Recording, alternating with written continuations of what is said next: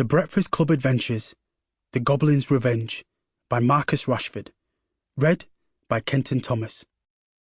To every child who attends Breakfast Club, this is your starting point. The world is full of possibilities. You just have to let your mind take you there. Chapter 1. Marcus ran, ignoring the thorns and branches that tore at his clothes. He didn't look back. Heavy footsteps crashed through the forest behind him, and a harsh growl echoed through the night sky. Heart-pounding, he rounded a broad tree and hid behind it, hoping the trunk would shield him from the beast hot on his heels.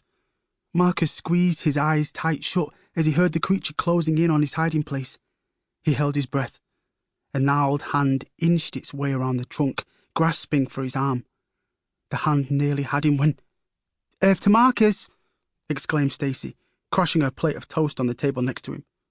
"Late night?" Marcus jumped in his seat and took in his surroundings. The dank forest melted away, and the bright school canteen took its place. He rubbed at his face. Had he really just fallen asleep in Breakfast Club? "Yeah, could say that." "Did you stay up watching more episodes of Echoes from the Beyond?" Asim said, joining Marcus and Stacey at their usual table, with Liza following close behind. Echoes from the Beyond was Stacey's favourite show. Each episode followed supernatural investigators as they looked into unexplained mysteries. She'd been trying to convince Marcus to watch it for weeks, and now it started. He was hooked. Marcus yawned as he nodded. "Episode 5 ends on such a cliffhanger. I had to keep watching. But it might have been a mistake to stay up so late on a Sunday." "It definitely was," Liza laughed. "Those eye bags make you look like a ghoul." "You need something sugary, Marcus," said Asim, glancing around at the other tables. "And it looks like it's your lucky day." Marcus followed Asim's gaze. Evie, a tall girl from their year, was dashing in their direction. She was a member of Cooking Club and often came into school with homemade cookies or cakes. As Evie rushed across the canteen, someone pushed out their chair into her path. "Evie, watch out!" yelled Stacey, but it was too late. Evie clattered into the chair and stumbled backwards, dropping the biscuit tin. Marcus leaped up from his seat to catch it before its contents decorated the Breakfast Club floor. As Marcus handed Evie back her tin, he noticed her hands were shaking. "Is everything all right, Evie?" he asked. Evie came round from her daze, muttering something so faintly that Marcus could only make out a few words. "You've seen what?" Marcus asked, trying to piece together her garbled sentences. Evie's lips quivered. "Flashing lights, zipped around quickly, hit the school sign, cut off the flower heads, almost took my head off." Stacey, Asim, Liza and Marcus looked at each other in bemusement. "What are you talking about, Evie?" said Liza.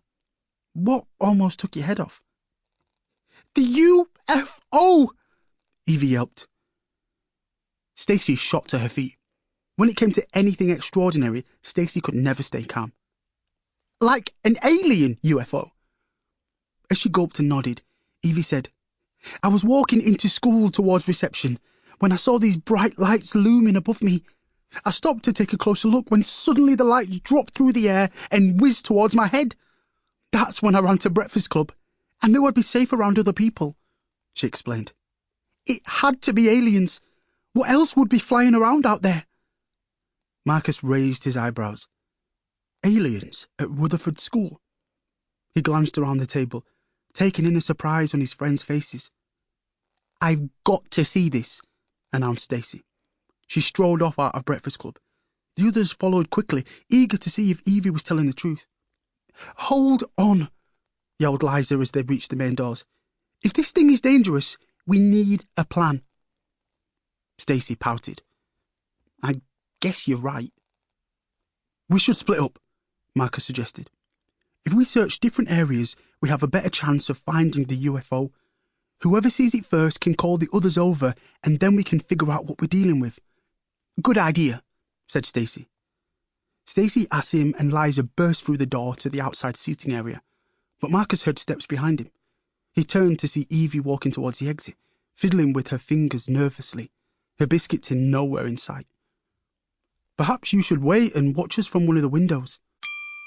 Sample complete. Ready to continue?